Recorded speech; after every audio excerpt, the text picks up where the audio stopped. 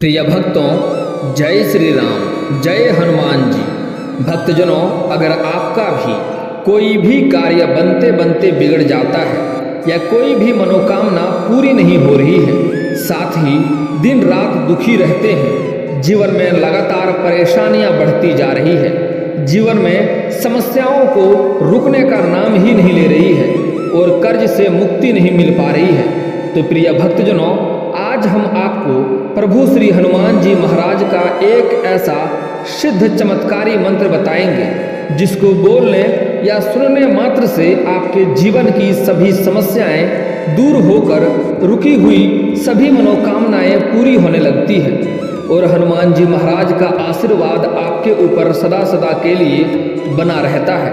प्रिय भक्तजनों, आप भी जानते हैं कि जिसके ऊपर प्रभु श्री हनुमान जी महाराज का आशीर्वाद हो उसके जीवन में कोई समस्या आ ही नहीं सकती।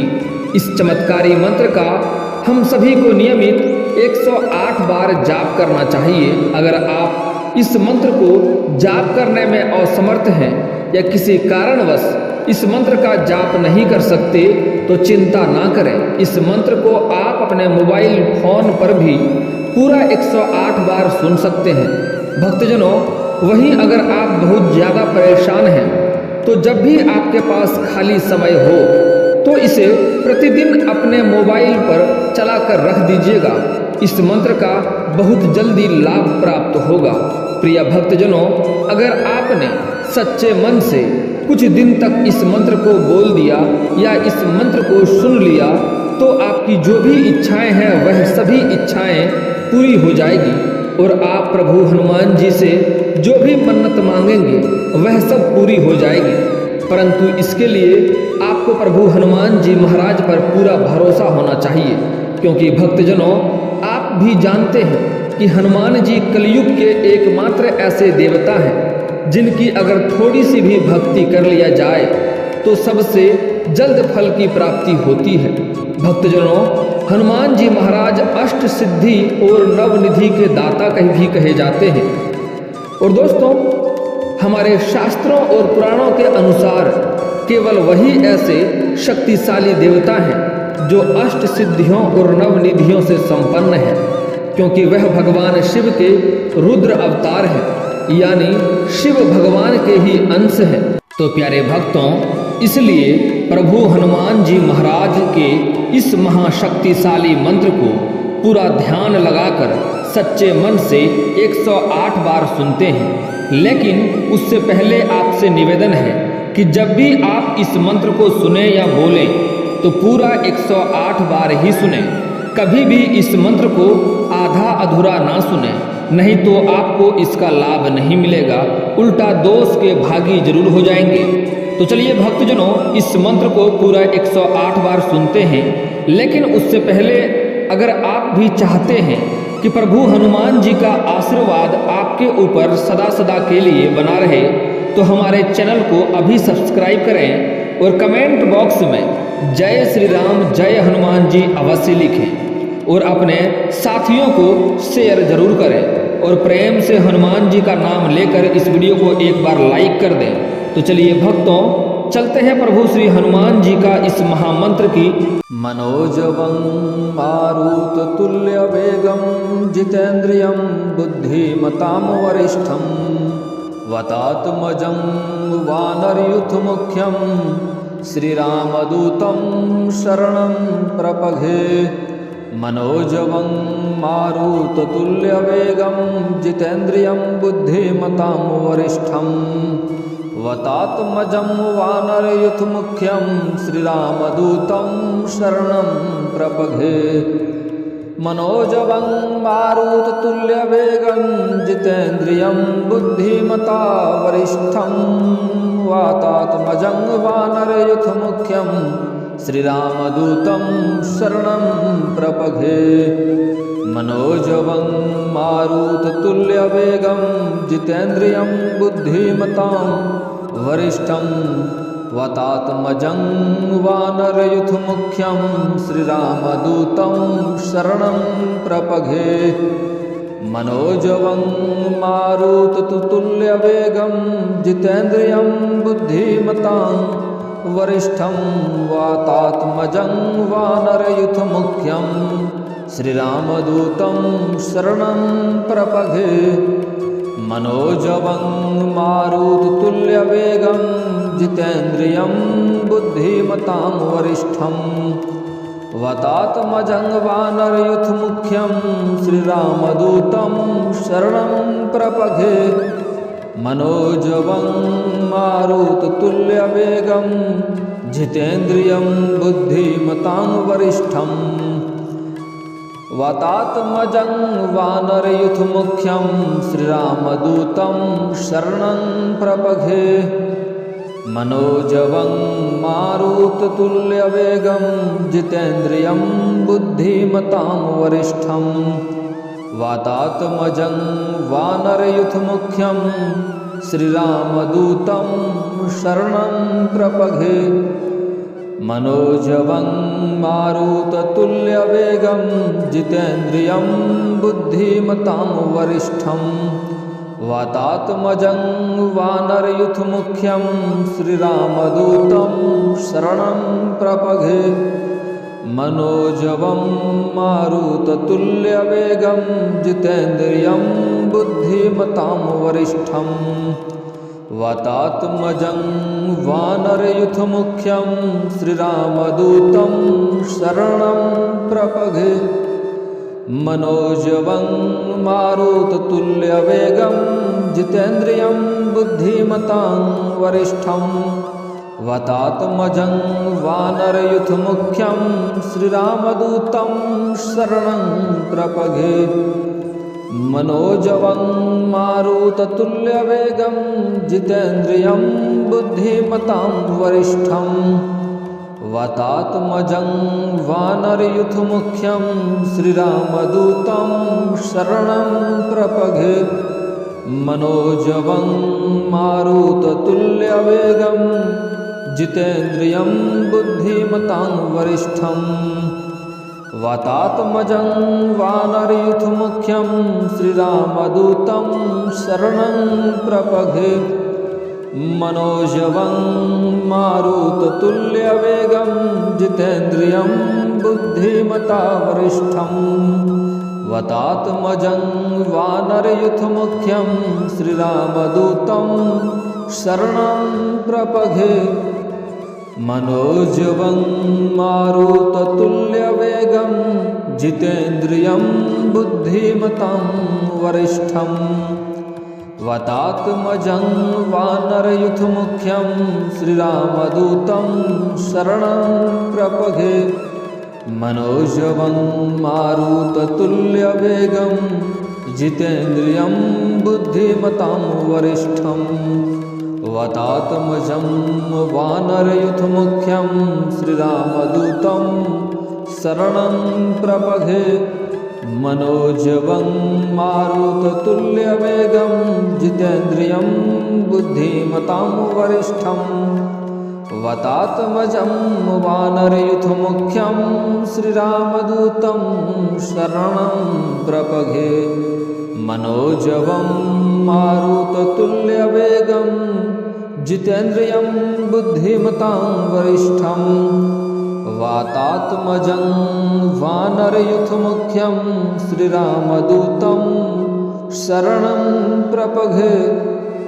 मनोजवं मारुततुल्यवेगं जितेन्द्रियं बुद्धिमतां वरिष्ठं वातात्मजं वानरयूथमुख्यं श्रीरामदूतं शरणं प्रपद्ये। मनोजवं मारुततुल्यवेगं जितेन्द्रियं बुद्धिमतां वरिष्ठं वातात्मजं वानरयूथमुख्यं श्रीरामदूतं शरणं प्रपद्ये। मनोजवं मारुततुल्यवेगं जितेन्द्रियं बुद्धिमतां वरिष्ठं वातात्मजं वानरयूथमुख्यं श्रीरामदूतं शरणं प्रपद्ये।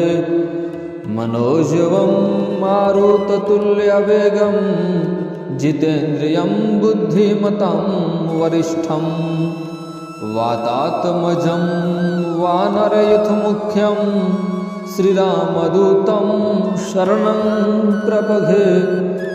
मनोजवं मारुततुल्यवेगं जितेन्द्रियं बुद्धिमतां वरिष्ठं वातात्मजं वानरयूथमुख्यं श्रीरामदूतं शरणं प्रपद्ये। मनोजवं मारुततुल्यवेगं जितेन्द्रियं बुद्धिमतां वरिष्ठं वातात्मजं वानरयूथमुख्यं श्रीरामदूतं शरणं प्रपद्ये। मनोजवं मारुततुल्यवेगं जितेन्द्रियं बुद्धिमतां वरिष्ठं वातात्मजं वानरयूथमुख्यं श्रीरामदूतं शरणं प्रपद्ये। मनोजवं मारुततुल्यवेगं जितेन्द्रियं बुद्धिमतां वरिष्ठं वातात्मजं वानरयूथमुख्यं श्रीरामदूतं शरणं प्रपद्ये। मनोजवं मारुततुल्यवेगं जितेन्द्रियं बुद्धिमतां वरिष्ठं वातात्मजं वानरयूथमुख्यं श्रीरामदूतं शरणं प्रपद्ये।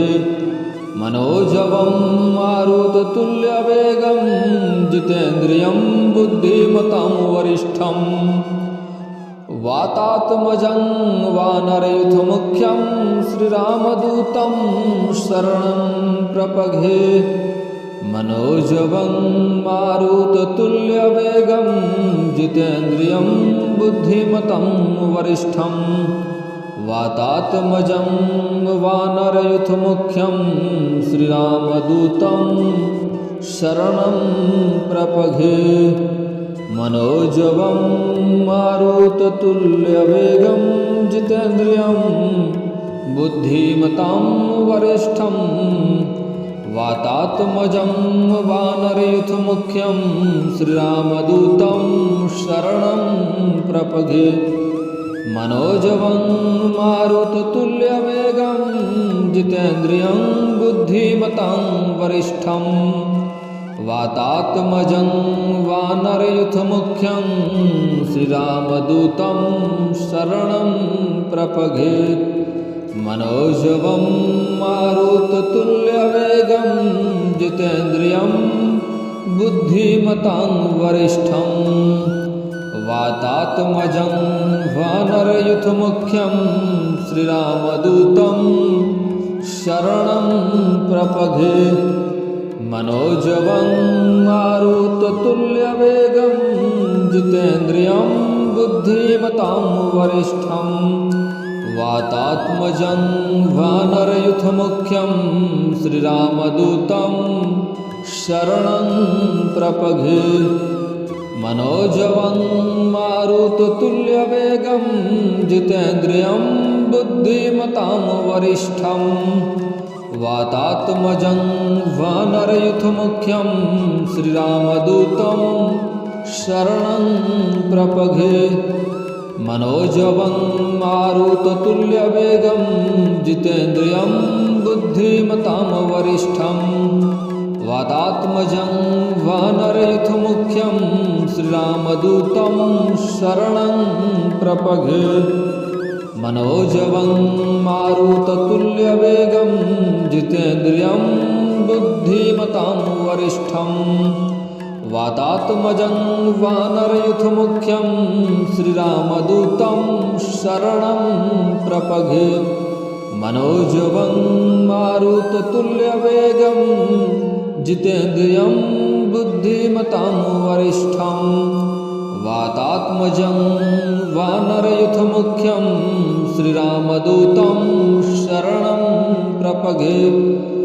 मनोजवं मारुततुल्यवेगं जितेन्द्रियं बुद्धिमतां वरिष्ठं वातात्मजं वानरयूथमुख्यं श्रीरामदूतं शरणं प्रपगे मनोजवं मारुततुल्यवेगं जितेन्द्रियं बुद्धिमतां वरिष्ठं वातात्मजं वानरयूथमुख्यं श्रीरामदूतं शरणं प्रपगे मनोजवं मारुततुल्यवेगं जितेन्द्रियं बुद्धिमतां वरिष्ठं वातात्मजं वानरयूथमुख्यं श्रीरामदूतं शरणं प्रपगे मनोजवं मारुततुल्यवेगं जितेन्द्रियं बुद्धिमतां वरिष्ठं वातात्मजं वानरयूथमुख्यं श्रीरामदूतं शरणं प्रपगे मनोजवं मारुततुल्यवेगं जितेन्द्रियं बुद्धिमतां वरिष्ठं वातात्मजं वानरयूथमुख्यं श्रीरामदूतं शरणं प्रपगे मनोजवं मारुततुल्यवेगं जितेन्द्रियं बुद्धिमतां वरिष्ठं वातात्मजं वानरयूथमुख्यं श्रीरामदूतं शरणं प्रपगे मनोजवं मारुततुल्यवेगं जितेन्द्रियं बुद्धिमतां वरिष्ठं वातात्मजं वानरयूथमुख्यं श्रीरामदूतं शरणं प्रपगे मनोजवं मारुततुल्यवेगं जितेन्द्रियं बुद्धिमतां वरिष्ठं वातात्मजं वानरयूथमुख्यं श्रीरामदूतं शरणं प्रपगे मनोजवं मारुततुल्यवेगं जितेन्द्रियं बुद्धिमतां वरिष्ठं वातात्मजं वानरयूथमुख्यं श्रीरामदूतं शरणं प्रपगे मनोजवं मारुततुल्यवेगं जितेन्द्रियं बुद्धिमतां वरिष्ठं वातात्मजं वानरयूथमुख्यं श्रीरामदूतं शरणं प्रपगे मनोजवं मारुततुल्यवेगं जितेन्द्रियं बुद्धिमतां वरिष्ठं वातात्मजं वानरयूथमुख्यं श्रीरामदूतं शरणं प्रपगे मनोजवं मारुततुल्यवेगं जितेन्द्रियं बुद्धिमतां वरिष्ठं वातात्मजं वानरयूथमुख्यं श्रीरामदूतं शरणं प्रपगे मनोजवं मारुततुल्यवेगं जितेन्द्रियं बुद्धिमतां वरिष्ठं वातात्मजं वानरयूथमुख्यं श्रीरामदूतं शरणं प्रपगे मनोजवं मारुततुल्यवेगं जितेन्द्रियं बुद्धिमतां वरिष्ठं वातात्मजं वानरयूथमुख्यं श्रीरामदूतं शरणं प्रपगे मनोजवं मारुततुल्यवेगं जितेन्द्रियं बुद्धिमतां वरिष्ठं वातात्मजं वानरयूथमुख्यं श्रीरामदूतं शरणं प्रपगे मनोजवं मारुततुल्यवेगं जितेन्द्रियं बुद्धिमतां वरिष्ठं वातात्मजं वानरयूथमुख्यं श्रीरामदूतं शरणं प्रपगे मनोजवं मारुततुल्यवेगं जितेन्द्रियं बुद्धिमतां वरिष्ठं वातात्मजं वानरयूथमुख्यं श्रीरामदूतं शरणं प्रपगे मनोजवं मारुततुल्यवेगं जितेन्द्रियं बुद्धिमतं वरिष्ठं वातात्मजं वानरयुथमुख्यं श्रीरामदूतं शरणं प्रपद्ये। मनोजवं मारुततुल्यवेगं जितेन्द्रियं बुद्धिमतं वरिष्ठं वातात्मजं वानरयुथमुख्यं श्रीरामदूतं शरणं प्रपद्ये।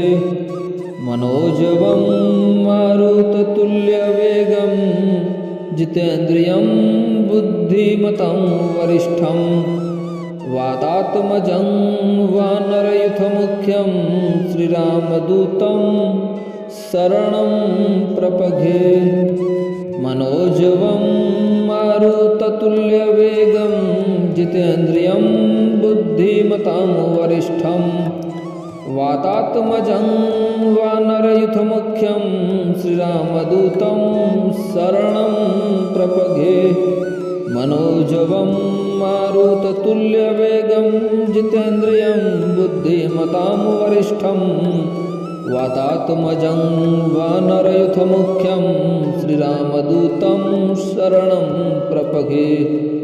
मनोजवं मारुततुल्यवेगं जितेन्द्रियं बुद्धिमतां वरिष्ठं वातात्मजं वानरयुथमुख्यं श्रीरामदूतं शरणं प्रपद्ये। मनोजवं मारुततुल्यवेगं जितेन्द्रियं बुद्धिमतां वरिष्ठं वातात्मजं वानरयुथमुख्यं श्रीरामदूतं शरणं प्रपद्ये। मनोजवं मारुततुल्यवेगं जितेन्द्रियं बुद्धिमतां वरिष्ठं वातात्मजं वानरयुथमुख्यं श्रीरामदूतं शरणं प्रपद्ये। मनोजवं मारुततुल्यवेगं जितेन्द्रियं बुद्धिमतां वरिष्ठं वातात्मजं वानरयुथमुख्यं श्रीरामदूतं शरणं प्रपद्ये। मनोजवं मारुततुल्यवेगं जितेन्द्रियं बुद्धिमतां वरिष्ठं वातात्मजं वानरयुथमुख्यं श्रीरामदूतं शरणं प्रपद्ये। मनोजवं मारुततुल्यवेगं जितेन्द्रियं बुद्धिमतां वरिष्ठं वातात्मजं वानरयुथमुख्यं श्रीरामदूतं शरणं प्रपद्ये। मनोजवं मारुततुल्यवेगं जितेन्द्रियं बुद्धिमतां वरिष्ठं वातात्मजं वानरयुथमुख्यं श्रीरामदूतं शरणं प्रपद्ये। मनोजवं मारुततुल्यवेगं जितेन्द्रियं बुद्धिमतां वरिष्ठं वातात्मजं वानरयुथमुख्यं श्रीरामदूतं शरणं प्रपद्ये। मनोजवं मारुततुल्यवेगं जितेन्द्रियं बुद्धिमतां वरिष्ठं वातात्मजं वानरयुथमुख्यं श्रीरामदूतं शरणं प्रपद्ये। मनोजवं मारुततुल्यवेगं जितेन्द्रियं बुद्धिमतां वरिष्ठं वातात्मजं वानरयुथमुख्यं श्रीरामदूतं शरणं प्रपद्ये। मनोजवं मारुततुल्यवेगं जितेन्द्रियं बुद्धिमतां वरिष्ठं वातात्मजं वानरयुथमुख्यं श्रीरामदूतं शरणं प्रपद्ये। मनोजवं मारुततुल्यवेगं जितेन्द्रियं बुद्धिमतां वरिष्ठं वातात्मजं वानरयुथमुख्यं श्रीरामदूतं शरणं प्रपद्ये।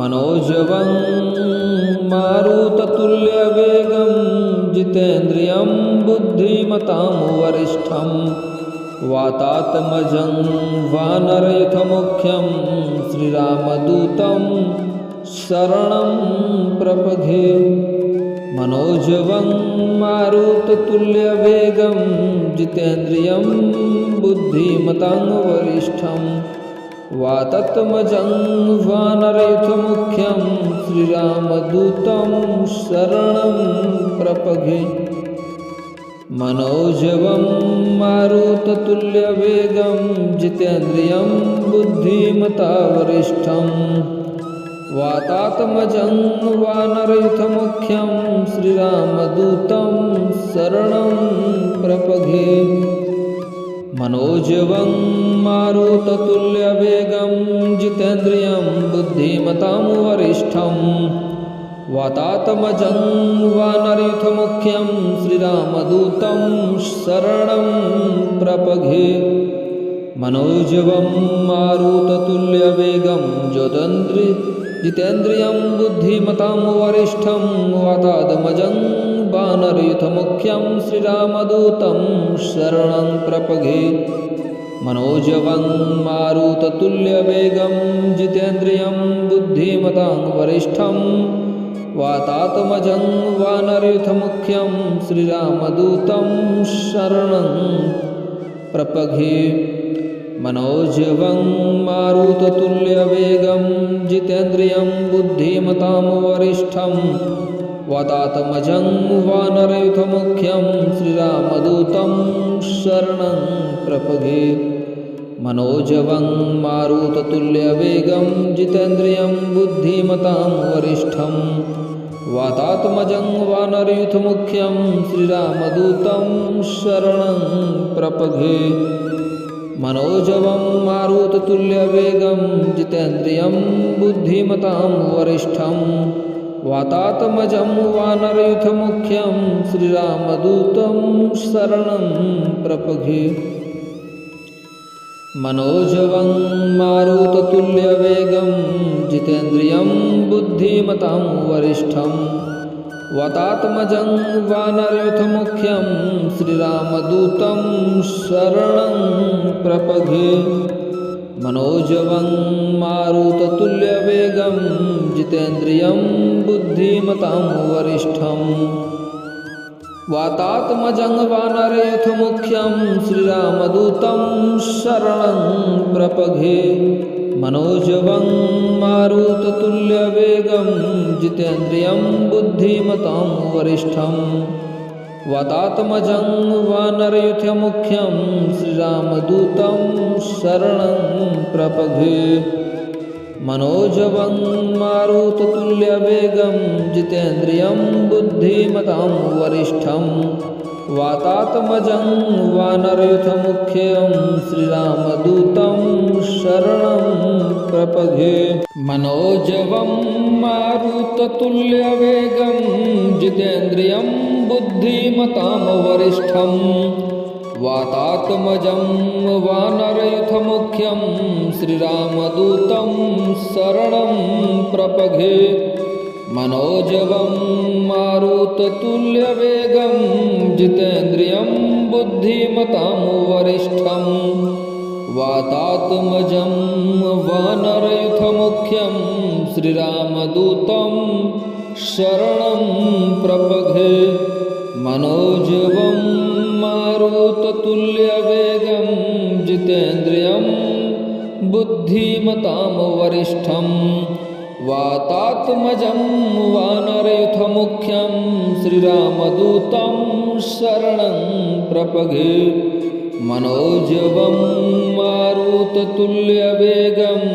जितेन्द्रियं बुद्धिमतां वरिष्ठं वातात्मजं वानरयुथमुख्यं श्रीरामदूतं शरणं प्रपद्ये मनोजवं मारुततुल्यवेगं जितेन्द्रियं बुद्धिमतां वरिष्ठं वातात्मजं वानरयुथमुख्यं श्रीरामदूतं शरणं प्रपद्ये मनोजवं मारुततुल्यवेगं जितेन्द्रियं बुद्धिमतां वरिष्ठं वातात्मजं वानरयुथमुख्यं श्रीरामदूतं शरणं प्रपगे मनोजवं मारुततुल्यवेगं जितेन्द्रियं बुद्धिमतां वरिष्ठं वातात्मजं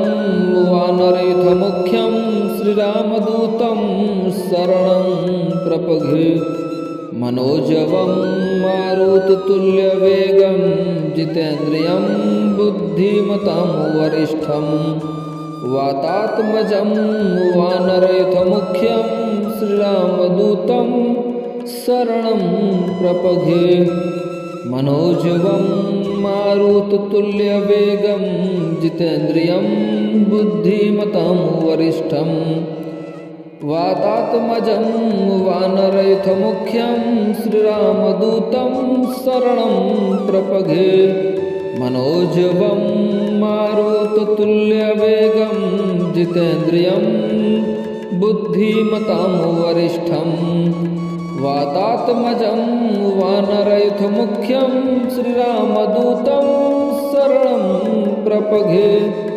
मनोजवं मारुततुल्यवेगं जितेन्द्रियं बुद्धिमतां वरिष्ठं वातात्मजं वानरयुथमुख्यं श्रीरामदूतं शरणं प्रपगे मनोजवं मारुततुल्यवेगं जितेन्द्रियं बुद्धिमतां वरिष्ठं वातात्मजं वानरयुथमुख्यं श्रीरामदूतं शरणं प्रपगे मनोजवं मारुततुल्यवेगं जितेन्द्रियं बुद्धिमतां वरिष्ठं वातात्मजं वानरयुथमुख्यं श्रीरामदूतं शरणं प्रपगे मनोजवं मारुततुल्यवेगं जितेन्द्रियं बुद्धिमतां वरिष्ठं वातात्मजं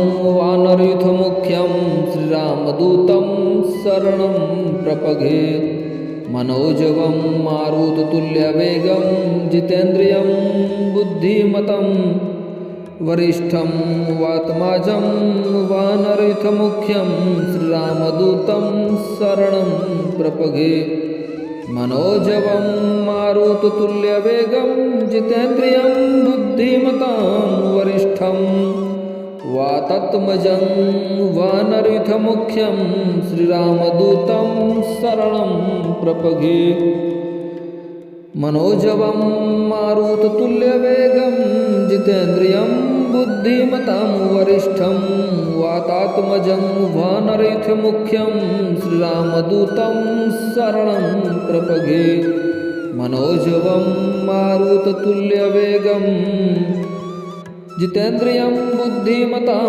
वरिष्ठं वातात्मजं वानरयुथमुख्यं श्रीरामदूतं शरणं प्रपगे मनोजवं मारुततुल्यवेगं जितेन्द्रियं बुद्धिमतां वरिष्ठं वातात्मजं वानरयुथमुख्यं श्रीरामदूतं शरणं प्रपगे मनोजवं मारुततुल्यवेगं जितेन्द्रियं बुद्धिमतां वरिष्ठं वातात्मजं वानरयुथमुख्यं श्रीरामदूतं शरणं प्रपगे मनोजवं मारुततुल्यवेगं जितेन्द्रियं बुद्धिमतां वरिष्ठं वातात्मजं वानरयुथमुख्यं श्रीरामदूतं शरणं प्रपगे मनोजवं मारुततुल्यवेगं जितेन्द्रियं बुद्धिमतां वरिष्ठं वातात्मजं वानरयुथमुख्यं श्रीरामदूतं शरणं प्रपगे मनोजवं मारुततुल्यवेगं जितेन्द्रियं बुद्धिमतां वरिष्ठं वातात्मजं वानरयुथमुख्यं श्रीरामदूतं शरणं प्रपगे। एक बार प्रेम से बोलो जय सिया रामचंद्र की जय। एक बार प्रेम से बोलो जय वीर हनुमान जी की जय।